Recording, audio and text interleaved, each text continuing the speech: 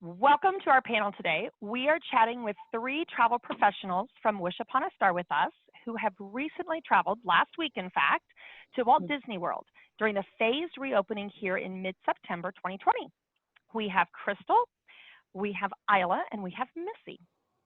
So I'm going to ask you all a few questions today about your experience. Isla, I'm going to start with you though, because I know you took the Magical Express. So what can you tell us about your experience?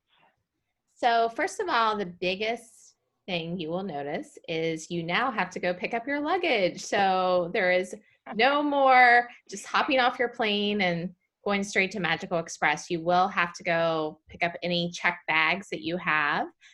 And then as you make your way to Magical Express, it's the same typical check-in. You can have your magic bands ready or your letter, or just give them your information and they will look it up in the system.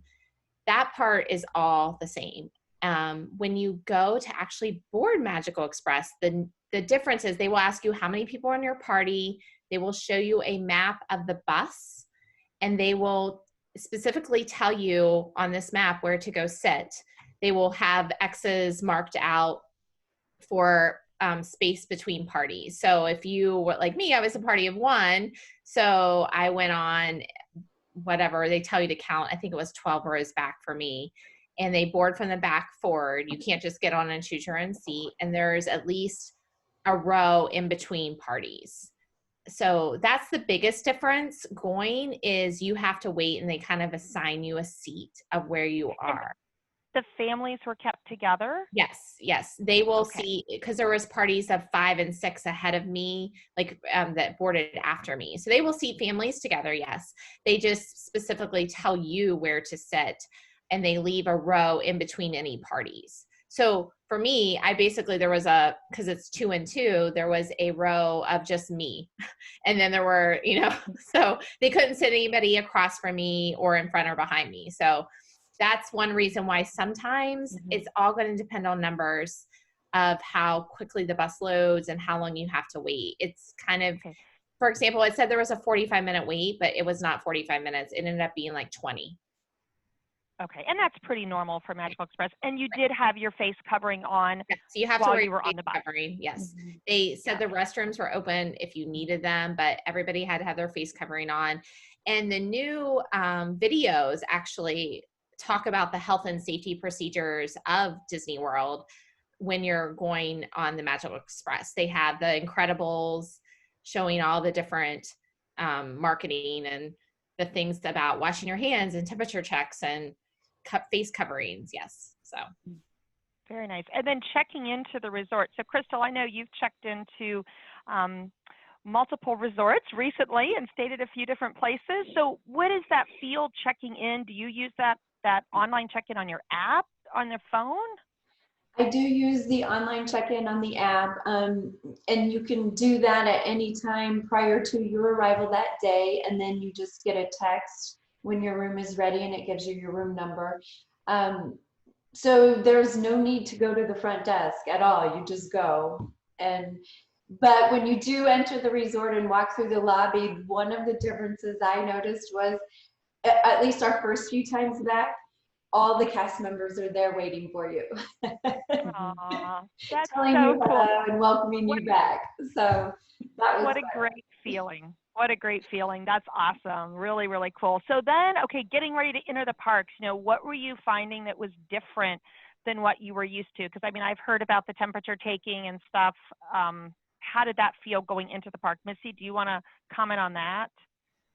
So I actually really enjoyed the new procedure to get into the parks. They did take our temperature. You walked up and there was a little tent and there was a couple people in there taking your temperature with the forehead temperature checks. And then when you kept going through the bag check, you just walk through the metal detectors with your bags. So, but if you have any like lithium batteries or anything like that, they do ask you to take those out. So it was nice because there wasn't the lines that you used to experience with the bag checks and the holdups and everything like that. It doesn't mean that they won't pull you aside to spot check you, because they obviously can, but it just runs a lot smoother. Walking up to the gates were a lot smoother. And then even entering the park, you see something that you haven't seen in a while. because people are more social distanced. Nobody's really right on top of you anymore. So to me, going into the park was much more enjoyable than it has been in the past. I agree. That's great. That's really good. I keep hearing things about like seeing the characters up there, at the welcoming when you arrive, but hearing that the character interactions aren't the same. So do you think, are children still going to get excited if they're seeing their favorite characters, or how does that work with characters right now? Does anyone want to comment on that? I will. I had the best experience with some of the characters. I found the Wicked Stepsisters over in Fantasy Fair, and if you've never seen them or met them, they are hysterical. One of them actually gave me an entire photo shoot. She just told me to keep taking her picture. She needed to see her fans again, and that she missed people. But I always say, if you see a space character, not Mickey or Minnie, but like say Aladdin or Peter Pan, talk to them, ask them questions. They may be further away, but they'll still talk to you. If you get their attention, they'll take selfies. So one thing right now is you really get to improve on your selfie game.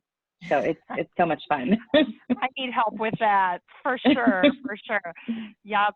So Missy, while we're talking to you, the Fastpasses, what can you tell us about Fastpasses? Because that was always something that we had in the past, and now we're not having them. So do you see, is this causing issues in the park or any problems without having them?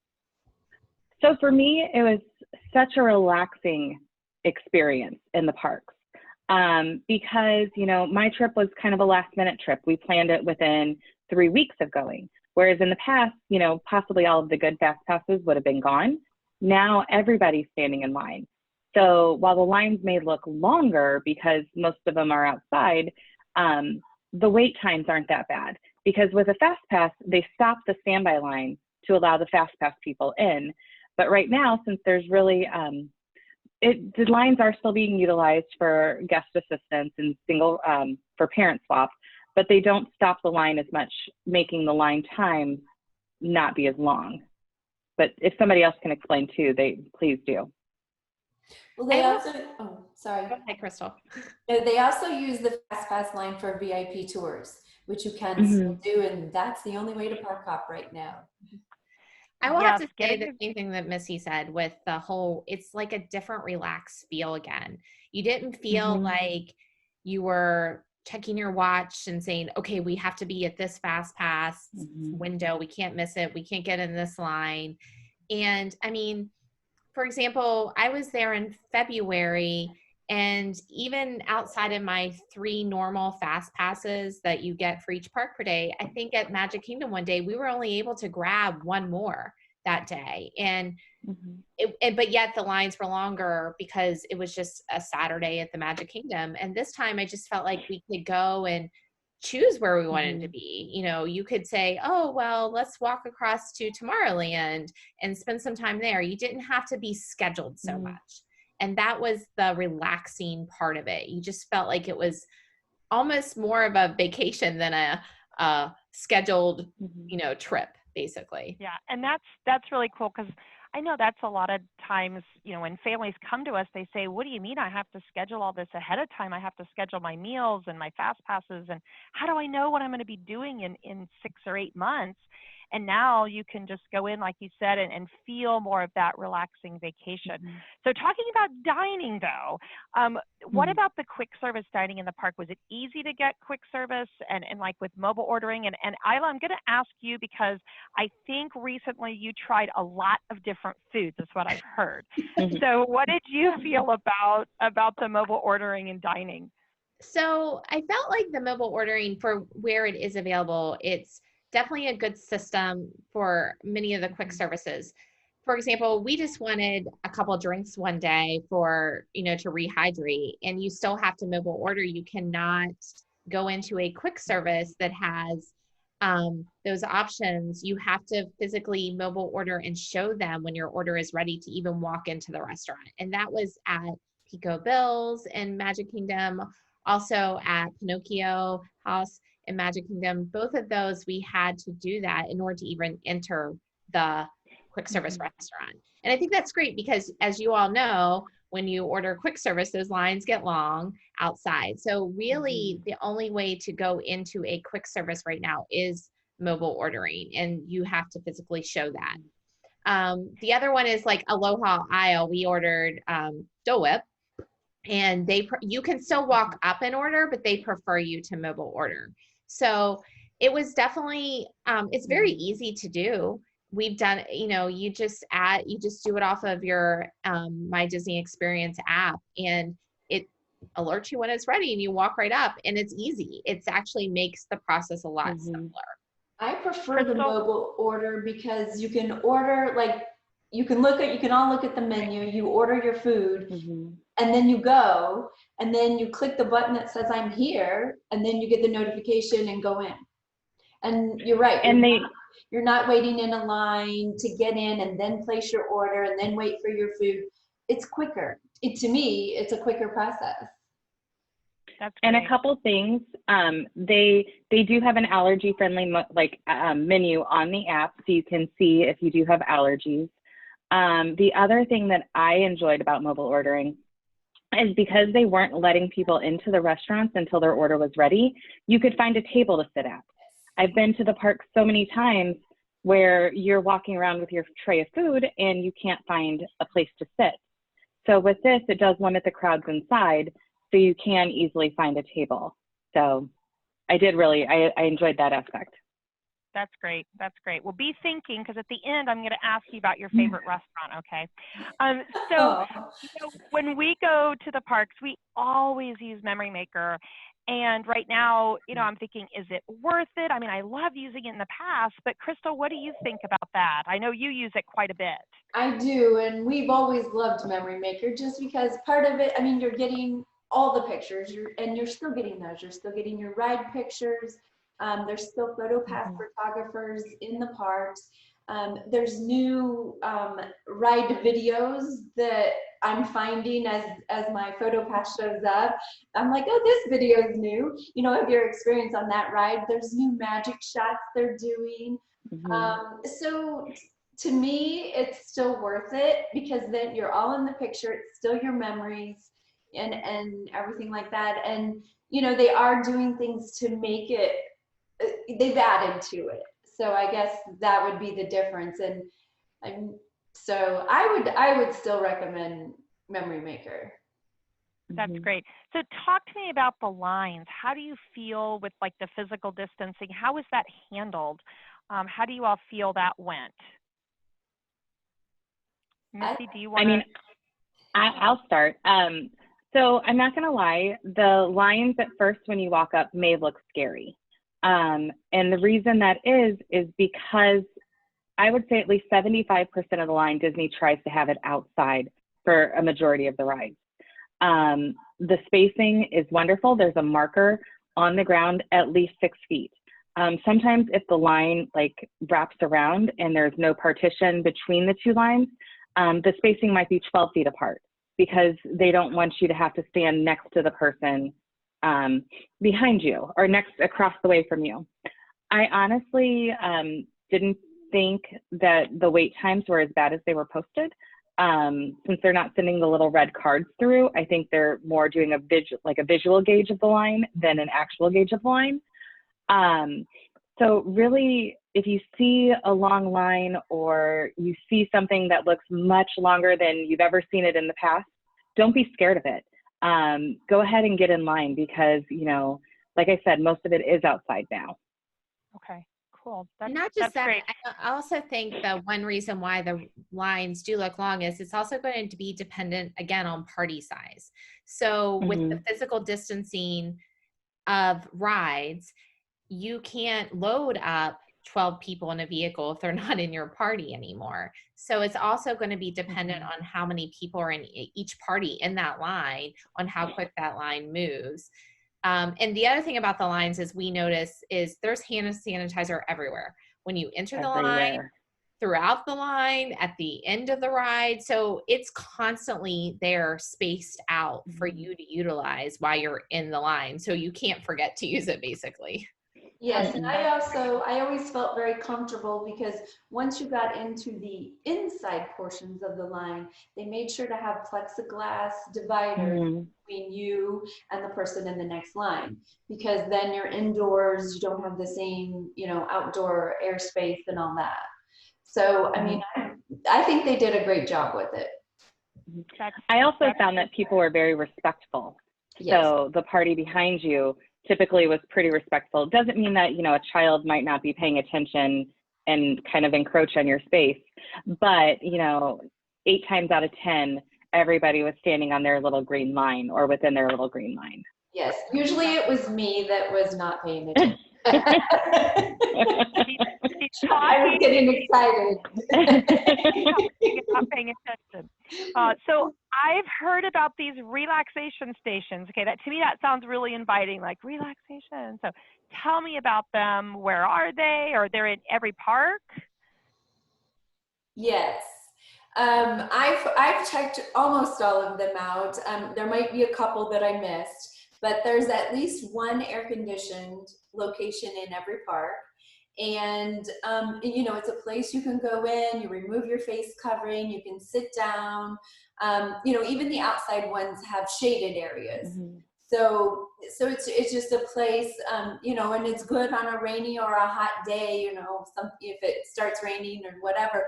The other thing I liked is you can get your quick service order to go and take it to a relaxation station and even eat there if you don't want to eat in that restaurant, because some people aren't yet comfortable with eating indoors at the indoor restaurant locations. So you take it to an outdoor relaxation station, but they also have tables set up randomly outdoors to help with that too. So. Okay, that's great. Now going back to the resorts though, what about housekeeping? Well, they call it mousekeeping at Walt Disney World. Has that changed at all? Crystal, I know you stayed in a lot of resorts lately. What do you think about the mousekeeping? Well, the big change is they're not necessarily coming in every day to do your, the linens, the towels, the trash, but because they're trying to limit contact. So, but you can definitely request that. And I think there's a chat on the app where you can chat with housekeeping. Yeah, Missy's used that chat feature, Okay. I think, quite a bit. So what was that like for you with that chat? I did notice that they were actually changing our trash every day.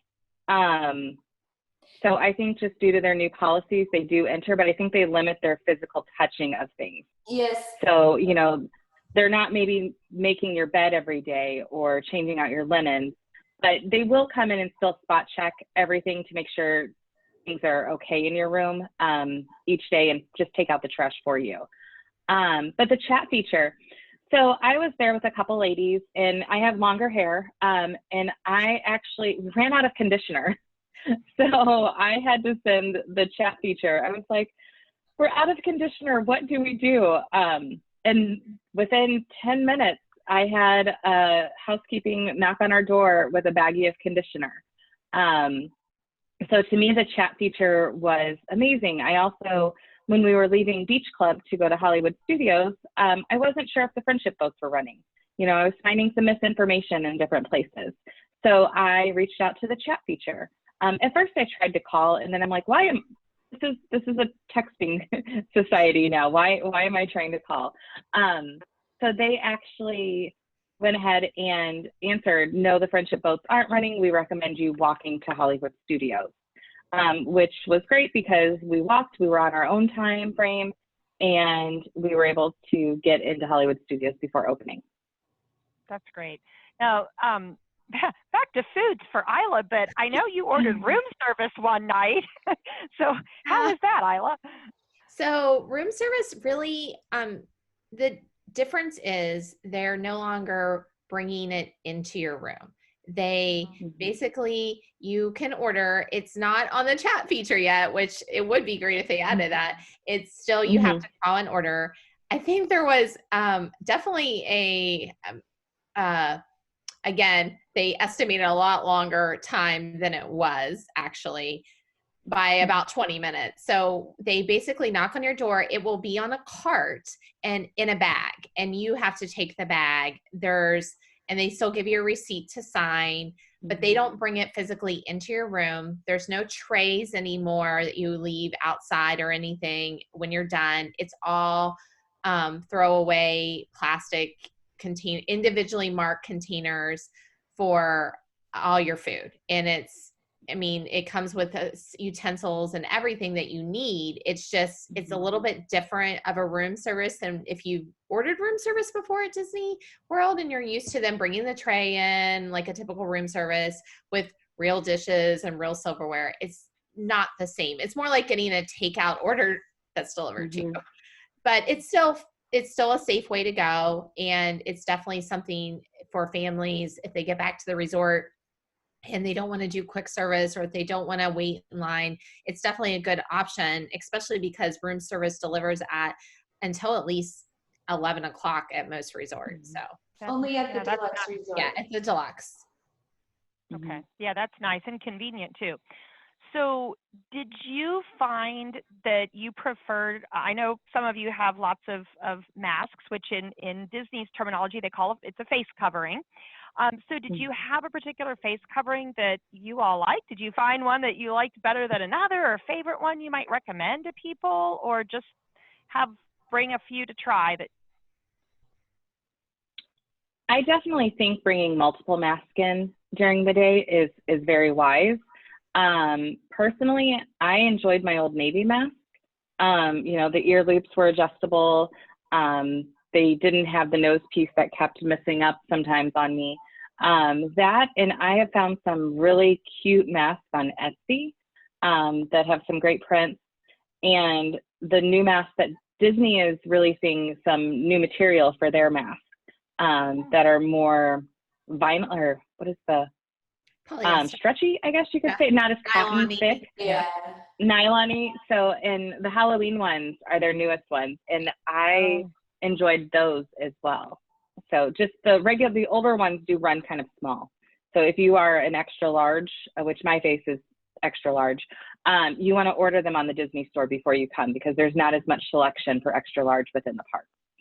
Okay, and you are required to have the ear loops that go around your ears, correct? But you can also use if it bothers your ears, you can use the piece that hooks, that connects those. Okay.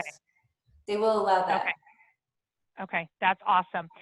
So just real quick here, is there something that you found that maybe felt unexpected to you, or something that you found helpful going to the park? Maybe something that you didn't think about before you got there, like, oh, wow. Is there one thing that stood out to you at all? Maybe surprised you? Well, I will have to say that we did do some of the the open shows that are open, like Muppets 3D Vision. I was really curious how they would do those, because I think that's a good way to look to see how they will do other things, and possibly when more of the inside or even the auditorium style shows reopen.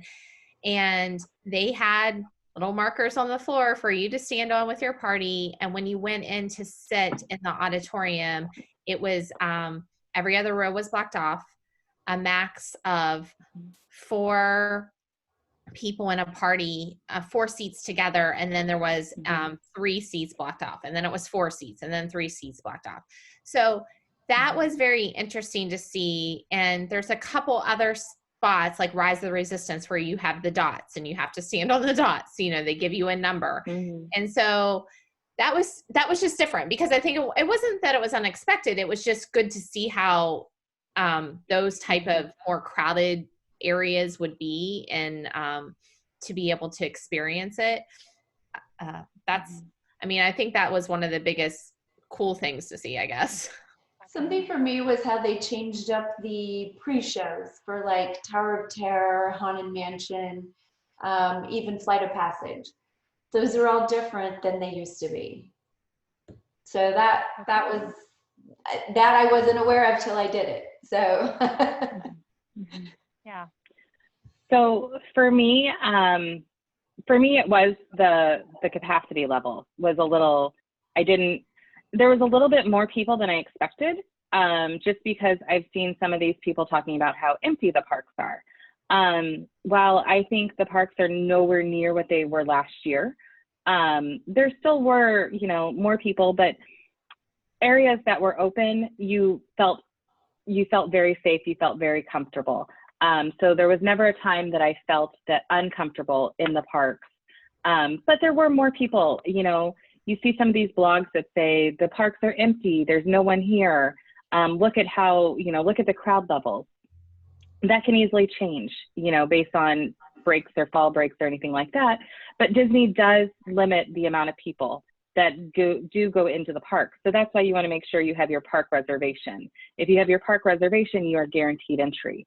If you wait till the day before, you might not have entry into the Magic Kingdom if that's where your child wants to go.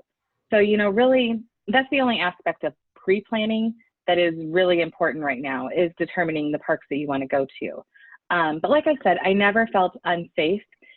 There were just a little bit more people than I was expecting, because I have seen those selected view photos of people that have put out there. So this is reality. The parks were like that. July 10th, when they first opened, there was nobody there. It was eerie. Yeah. It was eerie. So, but it has expanded, because I've been every week since they reopened, and it has changed. It has changed. There are more people coming, but I think everybody's very aware, and they try to keep that physical distancing in mind. So, and they're respectful. So I have felt comfortable every time.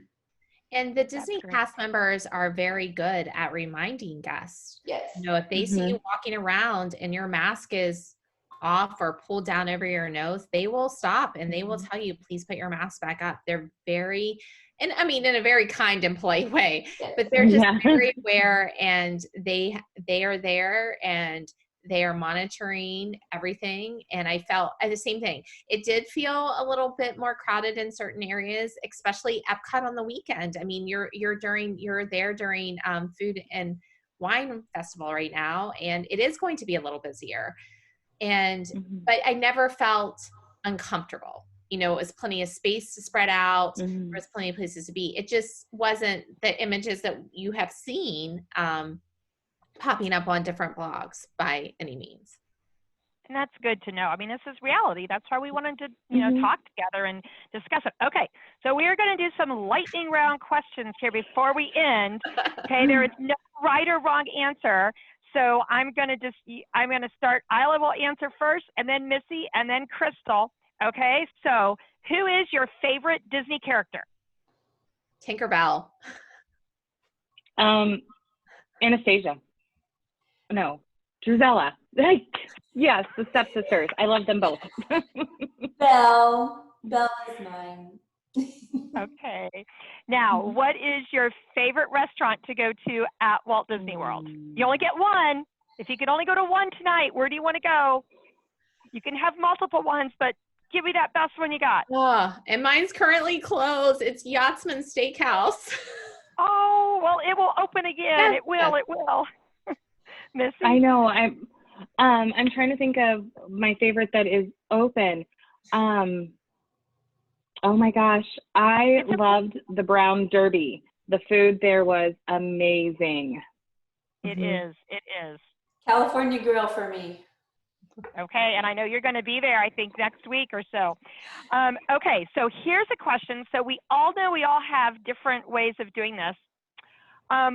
Honestly, what time do you really get to the park? Are you that early person that's like, I'm here at 7, but you really show up at 9? What time do you really go? I'm usually an early bird, so I'm usually there 45 minutes to an hour before park opening. Oh boy. Yeah. Missy? So I am enjoying the later park opening times right now. So my family, we like to sleep in. We're not on the same time zone as Florida, so we lose an hour.